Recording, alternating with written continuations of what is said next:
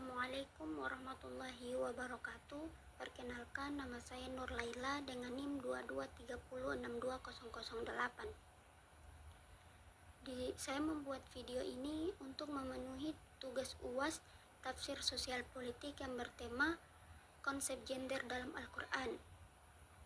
Istilah gender yang umum diucapkan sebagai gender sebenarnya bukanlah sesuatu yang baru. Namun demikian masih banyak orang yang belum memahami maknanya secara tepat. Dalam Kamus Bahasa Indonesia sendiri, perbedaan antara gender dan seks belum dijelaskan secara jelas. Secara etimologis, gender berasal dari bahasa Inggris yang berarti jenis kelamin. Meski begitu, penting untuk menegaskan bahwa gender pada dasarnya berbeda dari jenis kelamin biologis.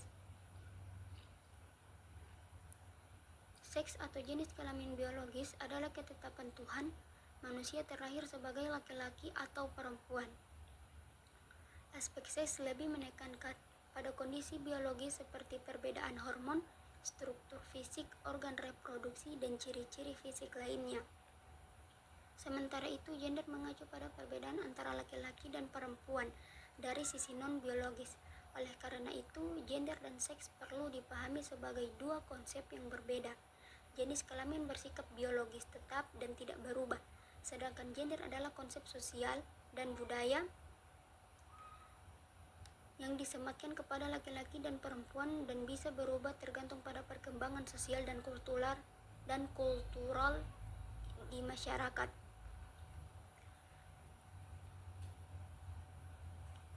Sebagai pihak mendefinisikan gender sebagai perbedaan yang terlihat antara laki-laki dan perempuan dari segi nilai perilaku. Dalam Women Study Encyclopedia dijelaskan bahwa gender merupakan konsep yang berasal dari budaya yang bertujuan untuk membedakan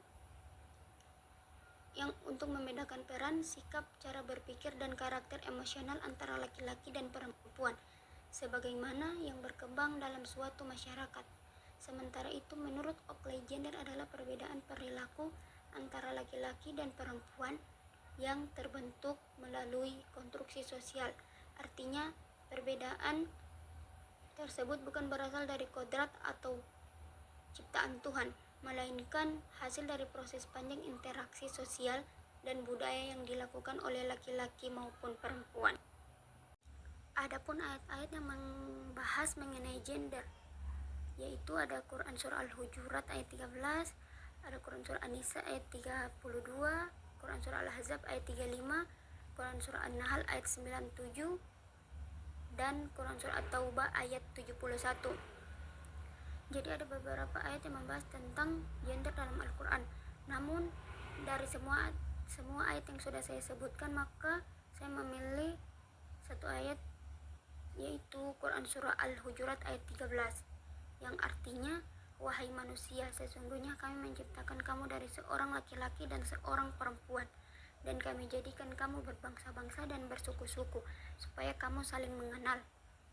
Sesungguhnya yang paling mulia di antara kamu di sisi Allah adalah yang paling bertakwa. Sesungguhnya Allah Maha Mengetahui, Maha Teliti.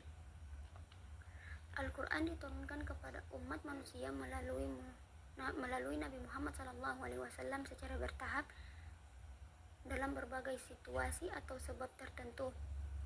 Namun tidak semua ayat Al-Quran memiliki latar belakang atau sebab khusus yang melatar belakangi turunnya asbabun nuzul, termasuk surah Al-Hujurat.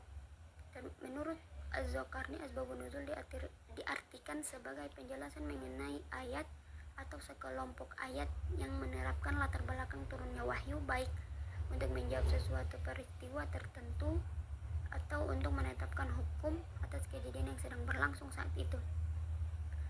Asbabun nuzul ayat ke-13 dalam Quran Surah Al-Hujurat diriwayatkan oleh Abu Daud berkaitan dengan peristiwa yang melibatkan seorang sahabat bernama Abu Hindin. Ia adalah orang yang bisa membantu Nabi Muhammad SAW dengan melakukan bekam untuk mengeluarkan darah kotor dari kepala beliau menggunakan alat berbentuk seperti tanduk.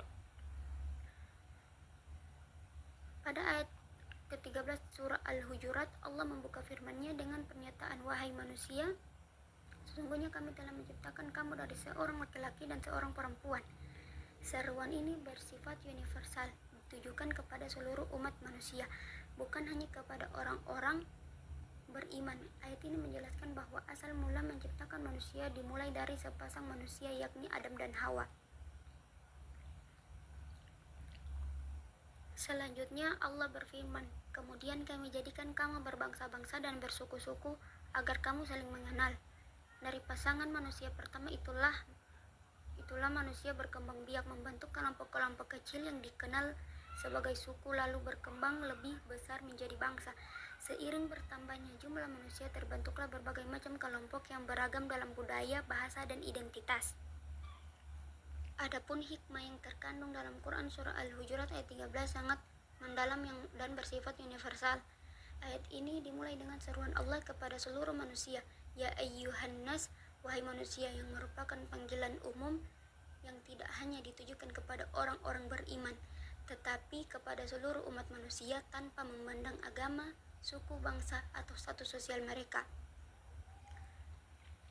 Dalam kalimat selanjutnya Allah menegaskan bahwa seluruh manusia diciptakan dari seorang laki-laki dan seorang perempuan, yaitu Adam dan Hawa. Hal ini menunjukkan bahwa asal-usul seluruh manusia adalah sama, sehingga tidak ada alasan untuk merasa lebih unggul satu sama lain berdasarkan keturunan, bangsa, atau suku.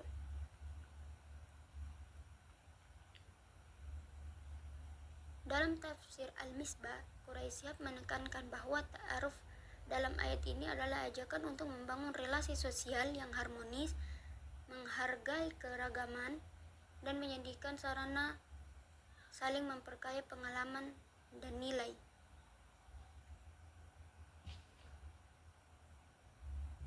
Dalam perspektif kesetaraan gender, ayat ini juga menunjukkan bahwa laki-laki dan perempuan memiliki posisi yang sama sebagai manusia dan makhluk ciptaan Allah.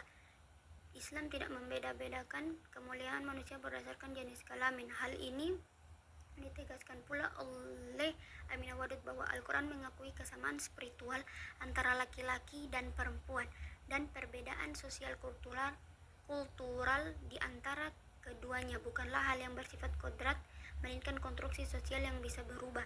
Dengan demikian, Surah Al-Hujurat ayat 13 tidak hanya menekankan pentingnya kesetaraan dan persatuan umat manusia, tetapi juga menjadi dasar teologis bagi prinsip pluralitas, toleransi, dan persaudaraan antar manusia. Ia menolak segala bentuk diskriminasi berdasarkan ras, etnis, suku, jenis kelamin, dan status sosial. Nilai-nilai yang terkandung dalam ayat ini sangat relevan dan dijadikan landasan etika sosial dalam kehidupan masyarakat modern yang majemuk. Mungkin hanya itu yang dapat saya sampaikan, lebih dan kurangnya saya mohon maaf. Wabillahi taufiq wal hidayah. Wassalamualaikum warahmatullahi wabarakatuh.